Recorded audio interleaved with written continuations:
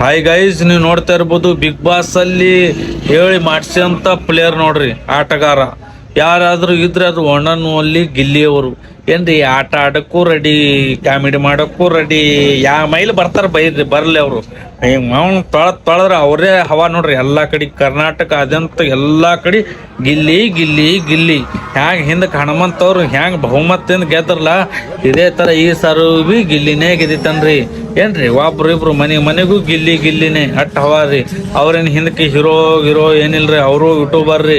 Comedy ಮಾಡ್ಕೋತ ಇವತ್ತು ಈ ಸ್ಟೇಜಿಗೆ ಹೋಗಿ ಮುಟ್ಟಾರ್ರಿ. ಅವರು 100ಕ್ಕೆ 101% ಅವರೇ ಗೆಲ್ತಾರ್ರಿ. ನೀವು ಎಲ್ಲರೂ ಯಾಕೆ ಸುಮ್ಮಿದ್ರಿ?